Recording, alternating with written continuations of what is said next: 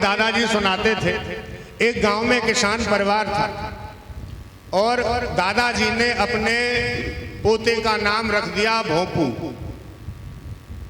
लाड़ दुलार में दादी बाबा ने नाम तो रख दिया, प्यार से उसी नाम को पुकारते थे। धीरे धीरे अब वो बड़ा होने लगा। जब बड़ा होने लगा अब वो स्कूल में लेकर के गए। मास्टर जी ने पूछा, ये आपका नाती है? बोले हाँ। क्या नाम है? बोले भोंपू।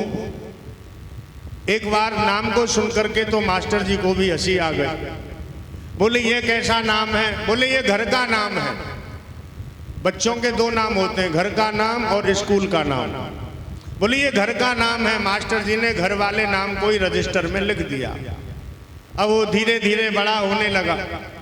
जब बड़ा होने लगा तो बच्चे भी उसी नाम से पुकारने लगे, लेकिन वो पढ़ने में बड़ा होशियार था। धीरे धीरे जब वो बड़ा हुआ, अब शादी वाले आए। शादी वालों ने पूछा, जी कोई लड़का है? बोले हाँ जी लड़का तो है। पढ़ा लिखा है? बोले हाँ जी पढ़ा लिखा भी है। क्या नाम है? बोले भोंपू। नाम को सुनकर के लड़की वाले लौट गए। बोले क्या हुआ? बोले साहब ये रिश्ता हमें मंजूर नहीं है। जो भी शादी के लिए आता नाम को सुनकर के वापस लौट जाता। अब धीरे धीरे समय निकलता गया, जैसे तैसे कोई रिश्ता बना। अब शादी का दिन आया, और जब शादी का दिन आया तो गांव में जब भी कोई शादी होती है और कोई नई बहू गांव में जब आती है तो गांव की जो बुजुर्ग माताएं होती है ना, बड़ी बूढ़ी, अब वो चौराहे पर गांव से बाहर आके खड़ी हो जाती हैं। देखें तो सही बहू कैसी है, गोरी है, काली है, कैसी है, देखेंगे। अब 4-5 बुजुर्ग माताएं और चौराहे पर आकर के खड़ी हो गई। जैसे ही बारात आई, बहू आई, गाड़ी चौराहे पर आकर के रुकी, उन माताओं ने और उस गाड़ी को वहीं रोक लिया। बोली आहा, ऐसा लगे बहू आ गई दिखे। और जैसे ही गाड़ी रुकी, उन माताओं ने देखा बहू बड़ी सुंदर। एक अम्मा बोली आहा बहू बड़ी सुंदर है।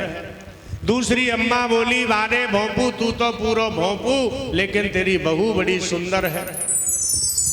इस बात को सुनकर के भोंपू को तो शर्म नहीं लगी, लेकिन भोंपू की जो बहू बैठी थी बगल में, उसे बड़ी जोर से शर्म लगी। शर्म के मारे बेचारी ने कई दिन तक तो भोजन नहीं किया। अब जब उसको मायके वाले लेने के लिए आए और जब वो अपने मायके में पहुंची तो सहेलियां मिल गई, सखी सहेलियां मिल गई। सखियों ने सहेलियों ने पूछा, दीदी ससुराल कैसी है? बोली बहुत अच्छी है। सास ससुर कैसे हैं? बोले बहुत अच्छे हैं।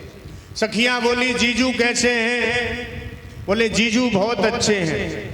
बोले जीजू का नाम क्या है? अब बेचारी शर्म के मारे नाम कैसे बतावे।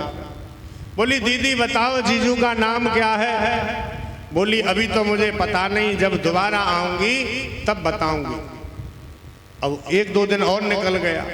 अब उसका पति ही उसको लेने के लिए ससुराल में आ गया।